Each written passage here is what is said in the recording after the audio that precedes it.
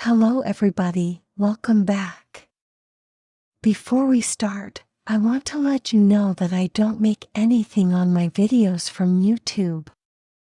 So, if you do like my content, please consider supporting me via Patreon. I have lots more new stories and videos on the way, some of which will only be available to those who support me there. My Patreon link is below this video in the description. You can also send a super thanks if you like the story and want to support me to make more stories like this.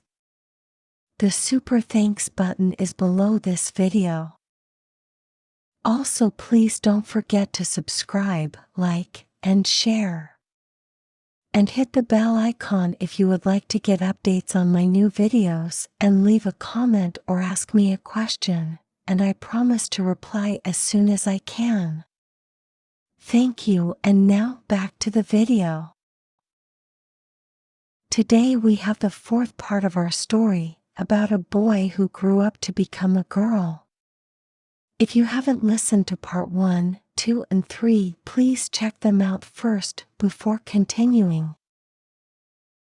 In this part of the story we follow Julie as Natasha takes her to the Paris Hotel Casino to get her a job as a cocktail waitress. This story is called How I Became a Woman, Part 4. The start of my new life. I hope you like it. Natasha started to tell me about Julie.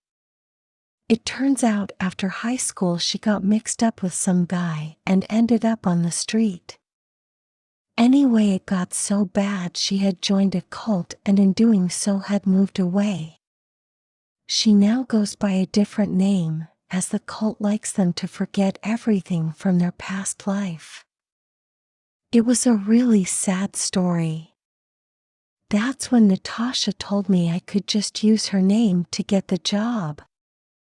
Then work as Julie, since all her friends already knew me by that name. Now I was about to say no, but this idea did sound a little exciting. I could live as someone else for a while. I told her I would think about it, and so we went out shopping for the day. Later we met up with her friends and went out for the evening together. The next day I got up and looked at myself in the mirror. With my new blonde curly hair and red nails, there was no way I could go around as a guy. So I put on a nice skirt, did my makeup, and went over to see what Natasha was up to. She was so happy to see me all dressed up. "Wow, you look amazing," she said. We went out to have lunch together and we did some shopping before she had to go to work. I had gone with her before when she was working at the casino, and I would always come home by myself. However, this was the first time I was doing it as Julie. I had never been out on my own dressed up before. So I was a little scared and worried as I walked back home this time. But I really did look like a girl, and the worst thing that happened was some guy whistling at me as I passed him. Which, when you're on your own, is a little intimidating. Over the next few days, I went out more and more on my own and was getting pretty used to it. It was Sunday night when Natasha and I went to meet her friends. Well, I guess they are mine too now.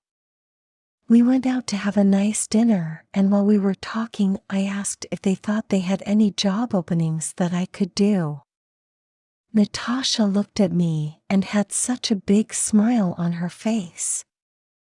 She gave me a hug and told me we would go down to the employment office first thing tomorrow morning and she would help me put in an application.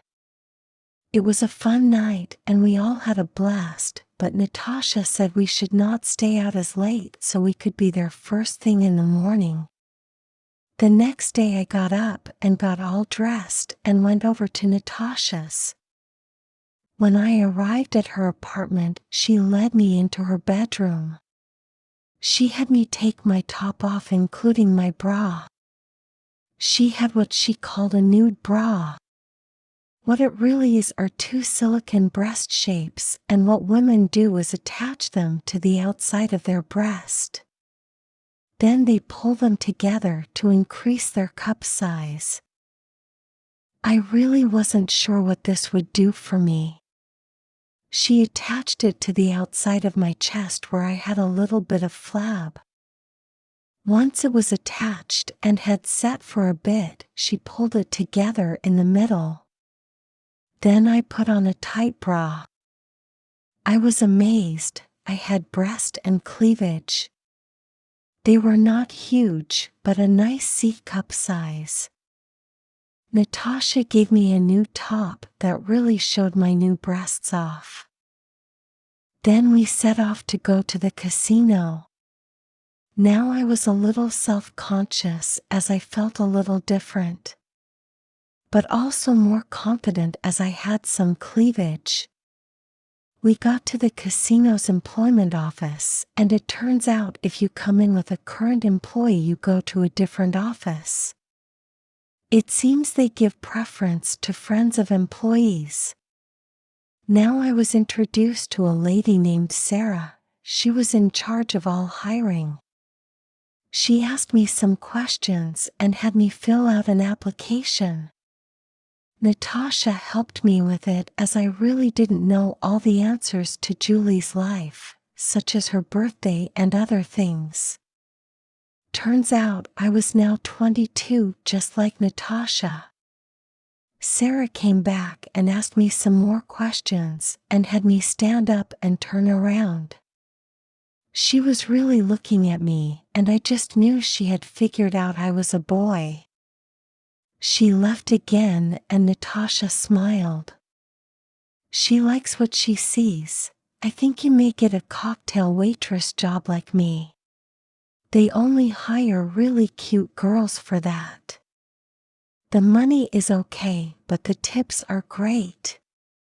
Now I was still having a hard time thinking of me working as a girl, but now I was picturing myself as a cocktail waitress in one of those tight, skimpy outfits.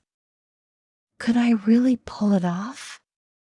Sarah came back and smiled. I think we have an open cocktail position that would be perfect for you if you are interested. It is the same shift as Natasha's, so she would be training you. Wow, I was offered a job. Should I take it? Could I pull it off? Natasha nudged me and I said, "Yes, I would love that, thank you." Sarah handed me some paperwork to sign. I read it and it was authorizing them to do a background check on me, or rather Julie. I signed the paperwork and the three of us walked from her office to the front desk. Sarah handed the paperwork to the receptionist and then looked at the security guard and said, "This is Julie, a new hire. Here is her authorization for a background check." He looked at me and said, "Okay, everything looks good. Step up to the line." I did as he asked, and he took a couple of pictures and showed them to me. I got to pick out the one for my employee ID badge. Then he had me stand at the counter and he took my fingerprints, which caught me a little off guard. Now I have no criminal record and have never had any contact with the police. So I knew my fingerprints weren't on record any place, so I was okay there. Then he said, "Here is your temporary ID. You will get your regular one when you pass your background check and the Gaming Commission files your paperwork. Then they will give you full clearance to work in the casino." That's when it hit me. It was not the problem of my fingerprints being on file, it was the fact they were now going to be on file, and for a woman named Julie. Officially, in the eyes of the state of Nevada, and the gaming commission I was a woman and it was now in their computers that way. I may be stuck now living as a girl.